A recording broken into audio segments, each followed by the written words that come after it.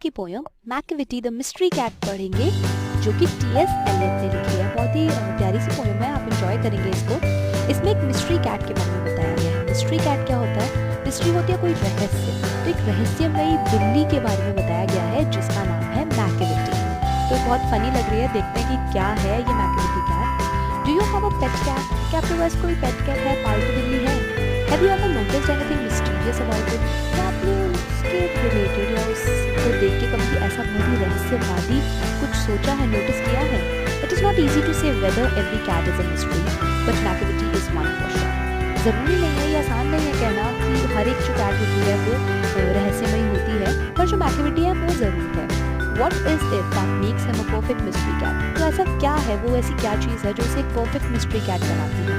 Read the poem and find out. तो देखते हैं कि पोएम में क्या बताया गया है।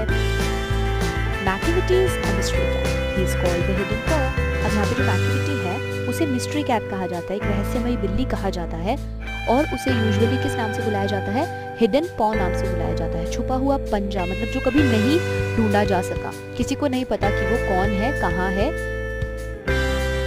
For he is the master criminal who can defy the law.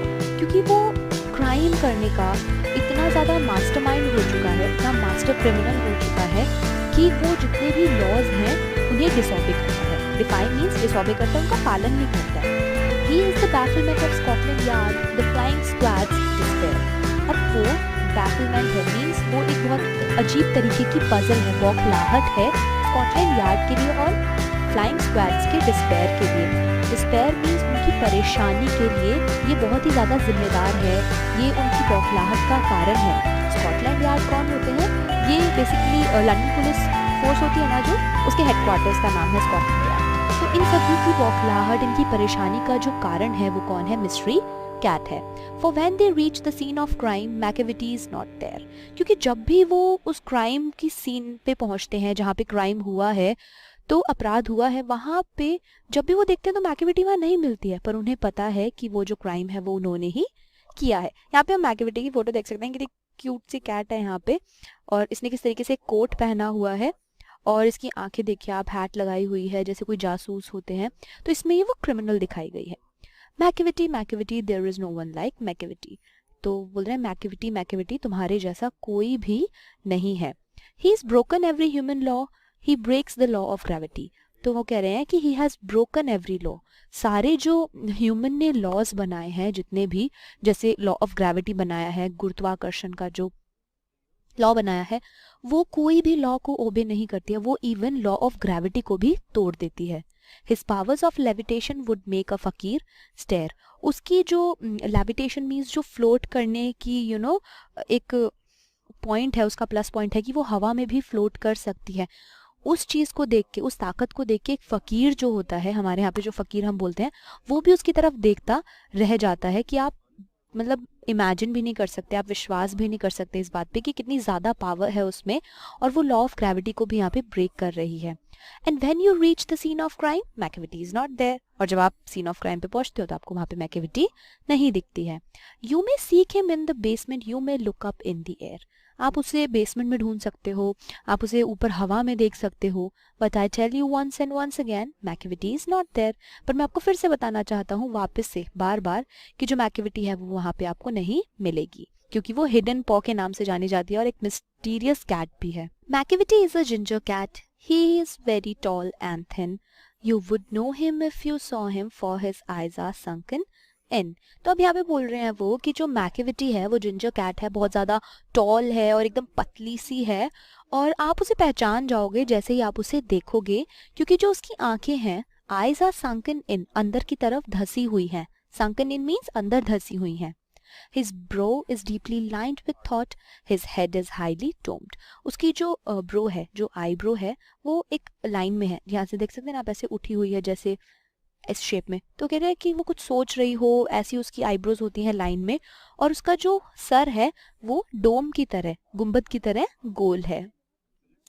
His coat is dusty from neglect, his whiskers are uncombed. उसका जो कोट है उस पर बहुत सारी धूल लगी हुई है जिसको आप नेग्लेक्ट नहीं कर सकते, और उसके जो whiskers है, उसकी जो मूछें होती हैं, ये जो मूछें हैं ये क्या है? अनकॉम्ड है। मतलब कि प्रॉपरली नहीं है, जैसे एक सीधी सीधी कॉम्ड होती है ना, कंघी करी हुई, वैसी नहीं है, गंदी सी है, मतलब वो मतलब उसका कोट भी डस्टी है, उसकी ये भी कॉम्ड नहीं है, आंखें ऐसी चढ़ी हुई हैं, अंदर की तरफ धसी हुई हैं। He sways his head from side to side with movements like a snake. वो अपना जो सर है वो कैसे हिलाती है, इधर उधर इतने अलग तरीके से वो मूवमेंट करती है अपने सर का, जैसे एक सांप जो होता है वो ऐसे ऐसे से जल्दी जल्दी इधर उधर नहीं देखता, वैसे ही वो हेड जो है अपना स्नेक की तरह इधर उधर, जैसे कि वो कुछ सोच रही है, कुछ चालाकी, कुछ क्राइम करने का, कुछ मिस्ट्री उसके दिमाग में चल रही है।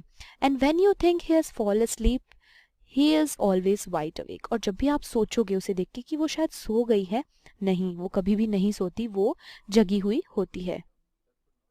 Macavity Macavity, there is no one like Macavity.